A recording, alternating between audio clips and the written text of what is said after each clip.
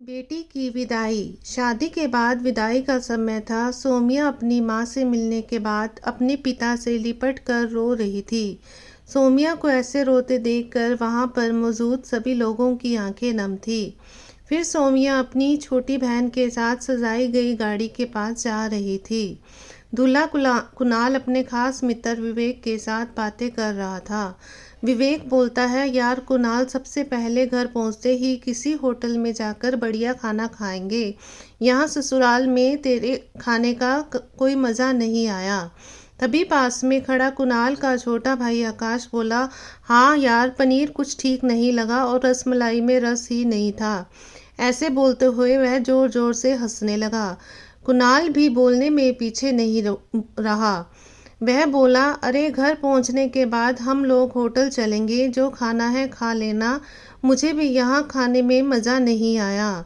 रोटियां भी गर्म नहीं थी। अपने पति के मुंह से यह शब्द सुनते ही सोमिया, जो गाड़ी में बैठने जा रही थी, वापस मुड़ी और भागकर अपने पिताजी के पास गई। फिर सोमिया अपने पिताजी से बोली, मैं ससुराल नहीं जाऊंगी पिताजी, मुझे यह शादी मंजूर नहीं है। यह शब्द उसने इतनी जोर से बोले कि सब लोग हक्के बक्के रह गए। सब नज़दीक आ गए। सोमिया के ससुराल वालों पर तो जैसे पहाड़ ही टूट पड़ा। मामला क्या था वह किसी की समझ में नहीं आ रहा था। तभी सोमिया के ससुराल श्यामलाल जी ने आगे बढ़कर सोमिया से पूछा, लेकिन क्या बात है बहू, शादी हो गई है, विदाई का समय है, अचानक क्या हुआ कि तुम शादी को नामंजूर कर रही हो। कुणाल का तो मानी दुनिया ही लूटने जा रही थी। वह भी सोमिया के पास आ गया और उसके दोस्त भी ये सब जानना चाहते थे कि आखिर ऐन वक्त पर ऐसा क्या हुआ कि दुल्हन ससुराल जाने से मना कर रही है।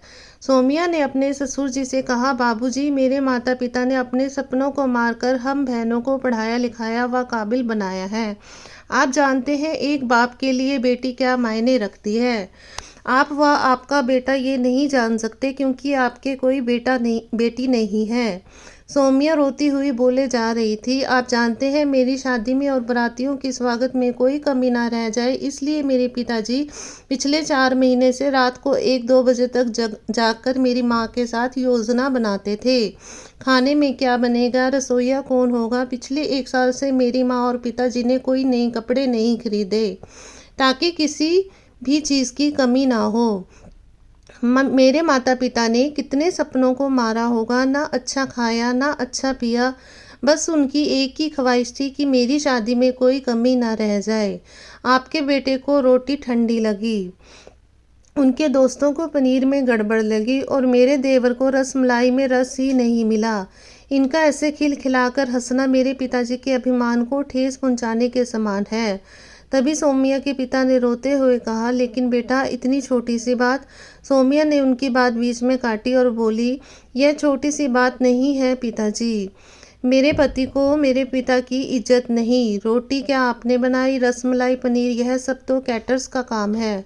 आपने तो दिल खोलकर और अपनी हैसियत से बढ़कर खर्च किया है।